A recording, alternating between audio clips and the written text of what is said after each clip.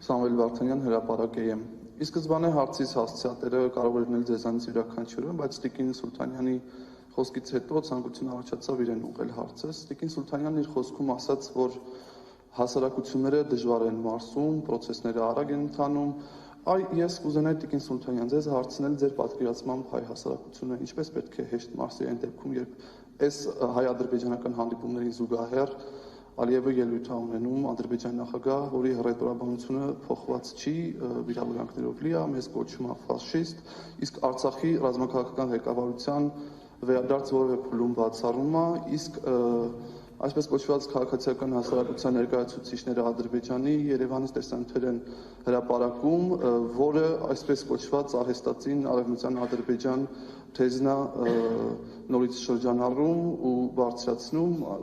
հաշվի առնելով թե ինչքան զգայուն թեմա է սա մեր հասարակության համար, ինչպես եք պատկերացնում հեշտ մարսելը, շնորհակալություն։ Շնորհակալություն հարցի համար, տեսեք, հենց այդպես էլ ինչպես դուք ձևակերպում եք այս հարցերը, միգուցե մի քիչ ավելի ուրիշ ձև, բայց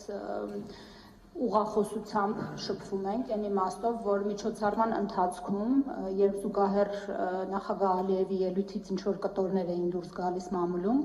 օրինակ ես շրջվում էի իմ կողքի գործընկերոջի եւ ասում էի, տես, ձեզ մոտ այսպիսի բան են ասել պետական մակարդակով, տես, այսպիսի սոցիալական մեդիայով նյութեր են շրջանառվում։ Ուզում եմ ասել, մենք այնտեղ չենք, որպեսզի պատասխանատվություն կրենք կողմերի այս կամ այն քայլի համար, մենք այնտեղ ենք, որպեսզի խոսենք իրար հետ, որ իրենք հասկանան, որ մենք տեսնում ենք, ֆիքսում ենք, ունենք այսպիսի վերաբերմունք այդ հարցերի հանդեպ։ Ուզում եմ ասել, ֆորմատը այլևս այնքան ազատ է, որ այդ ձեր նշած բոլոր հարցերը շատ ուղիղ կերպով քննարկում ենք նաև իրենց հետ։ Ես մի քանի բան կխաղել եմ, տեսեք, դուք նշում եք Երևանում քաղաքացիական ներկայացուցիչ ինչ հայտարարություններ արել, նախ մեր մասնակիցները Երևանում չեն եղել։ Միջոցառման մասնակիցները եղել են քաղաք Ծաղկաձորում։ Ես ինչքան գիտեմ Երևանում եղած հայտարարությունը եղել է ինչ-որ քաղաքացի, չգիտեմ որ երկրի քաղաքացի,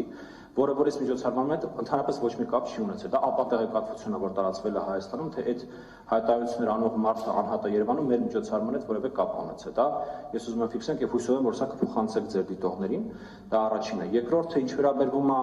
հայտարարությունների եւ ընդհանրապես հարաբերությունների կոնտենտին, բնական է, որ այս պայծրությամբ եւ մենք դա տեսնում ենք, ու մենք դա ինչպես Տիկին Սուլթանյանն նշեց, բարձրաձայնում ենք, որ կան խնդիրներ, կան խնդրահարույց արտահայտություններ եւ հայտարարություններ, բայց գիտեք, նաեւ ես կարծում եմ շատ կարևոր է մեր անցած ճանապարհը ֆիքսել եւ համատել օրինակի համար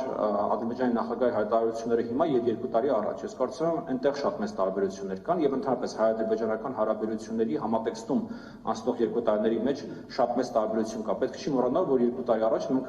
մենք ձեր հետ միասին, երբ որ խոսում ենք, երբ որ դուք մեզանից հարցազրույց եք վերցնում, մեր հիմնական մտահոգությունն էր, որ ներխուժում է սկսվելու, որ պատերազմ է սկսվելու, որ հեսա տաք կոնֆլիկտ է սկսվելու։ Եվ եկեք հիմա ֆիքսենք, որ մենք խոսում ենք դրա մասին, որ ըստ էության բավականաչափ տեմպով չի գնում խաղաղության օրակարգը առաջ եւ հայտարարությունները մեզ դուր չեն գալիս։